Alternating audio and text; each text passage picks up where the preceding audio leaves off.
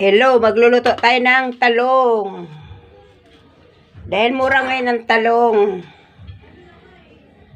Gawin natin ay hiwain natin ito dito sa gitna.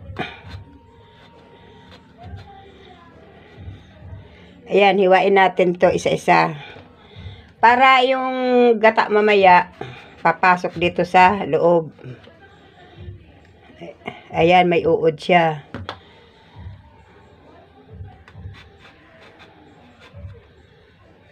Ayan, wala siyang uod.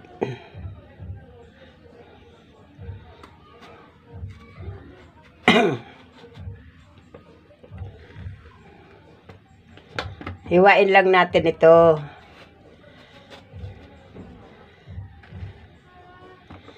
Yan.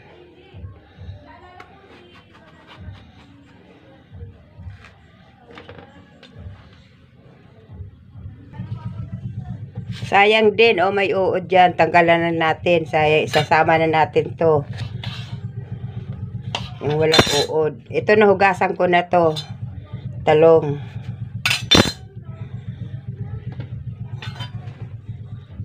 Gumagalaw-galaw pa yung uod, Sayang din naman ito dalawang nabili ko. May uod. Yung mahirap pag bumipili kang talong. Hindi nakikita yung loob. Gaya yan, Sama na rin natin. Si sayang.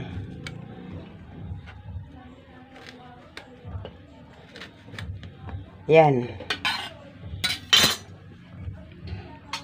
Ngayon, nahiwa ko na itong talong. Hiwa ko na siya sa gitna.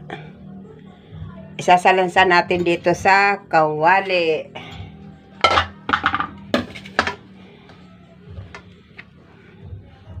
Ayan, nahiwa ko siya.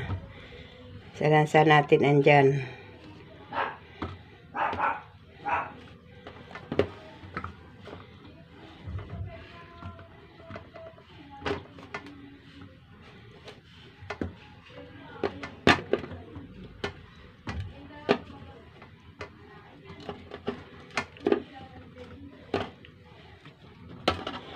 Ngayon, pag nasalansan na natin, itabi muna natin itong talong.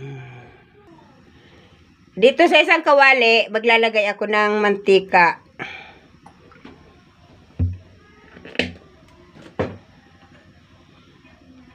Ay, ba't dumilim?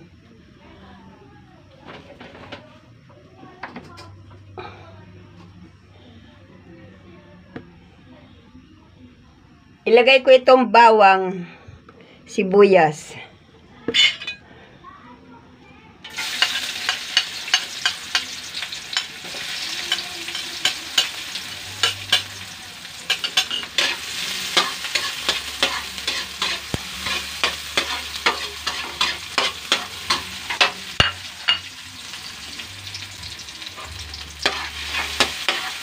Ngayon, ilagay ko na itong siling green para medyo maanghang yung pagkain natin. Medyo masarap-sarap.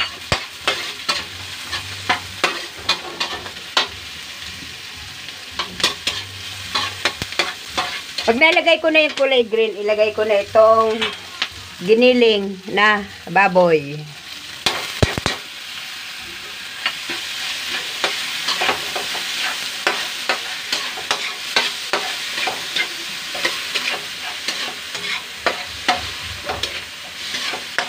Gigisa lang natin to.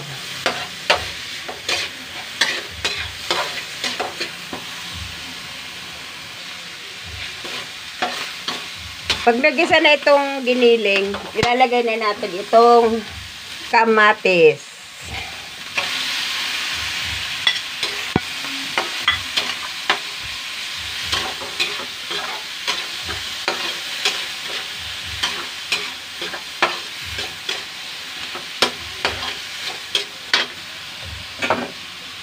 Isunod ko na rin pala itong alamang. Ito hinugasan ko kasi buo-buo yung asin. Kailangan hugasan nyo.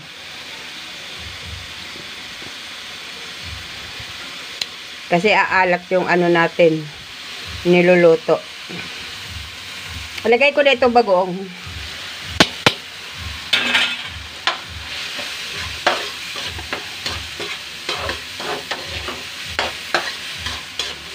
Maglalagay tayo ng pampalasa, siyempre.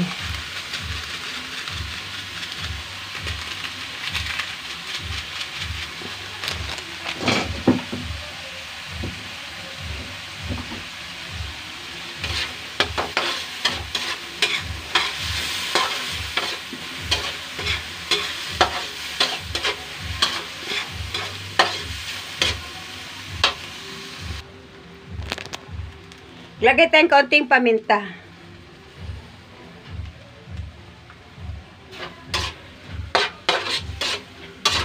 Pag ganito na, kahit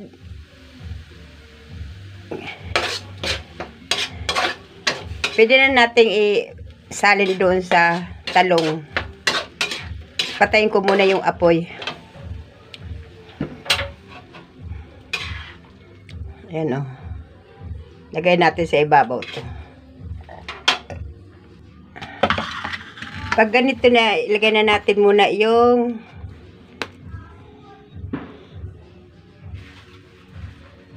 itong pangalawang gata.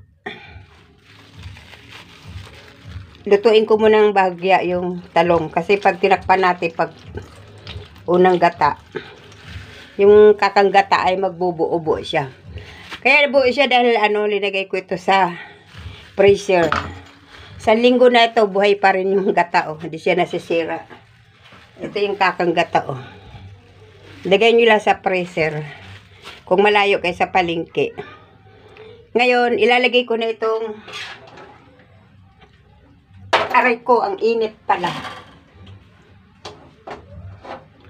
Lagay ko na ito dito sa ibabaw.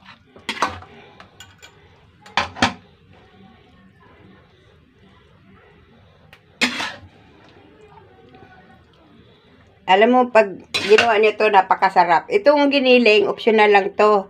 Kaso, pagkain namin, kaya linagyan ko para masarap na masarap. Lagyan nyo ng giniling.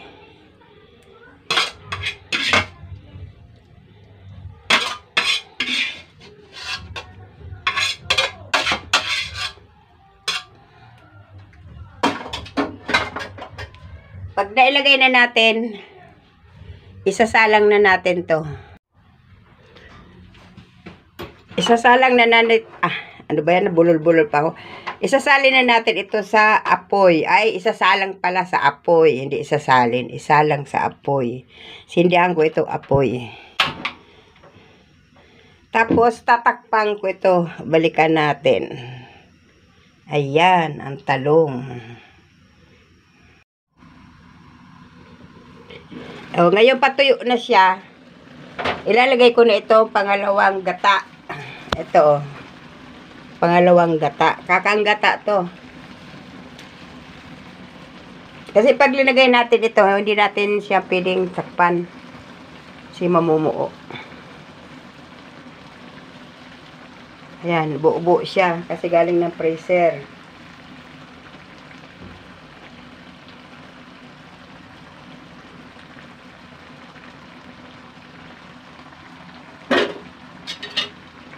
Ayan, antayin natin itong kumulo. Ay, antag dito. Maano yung gata kasi ano siya, nag-yellow. Na-defrost naman na siya. Tapos titikman natin.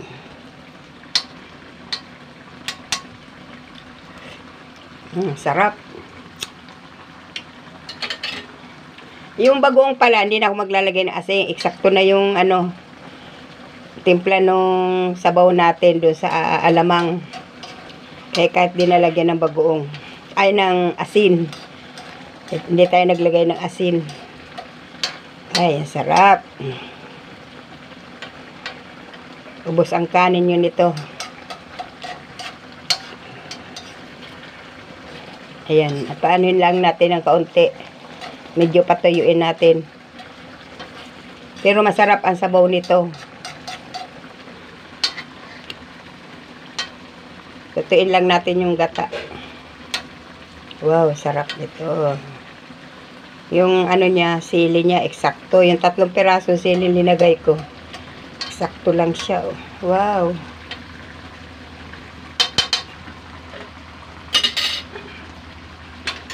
Ano nakakita, talong lang, pero ang sarap. Diba, talong. Wow, sarap niyan.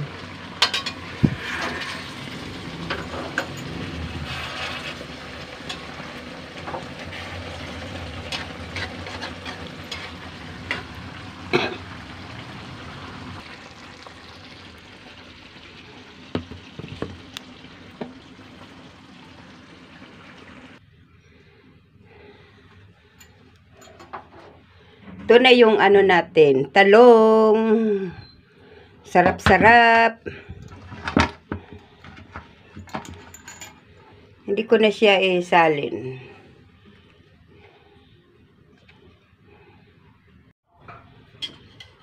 Ito na yung talong natin. Tikima na. Ayan, talong. Tapos lalagay tayo ng kamatis. Tapos maglalagay tayo ng sauce. Wow, ang sauce. Oh. Babayo ka.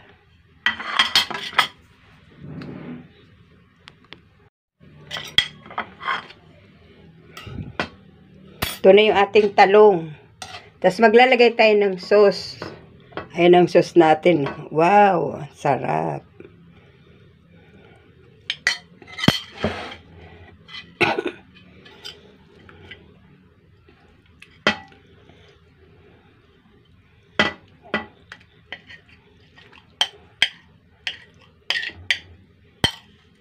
Oh, unang subo.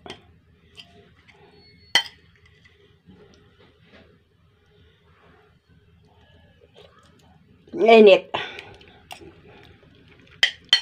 Sarap.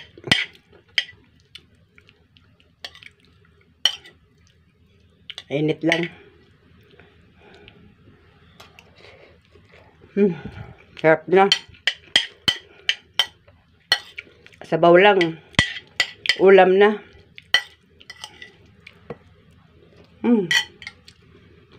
Tignan nyo na sabaw. Tama lang yung anghang nung ano. Tignan na sabaw. Diba?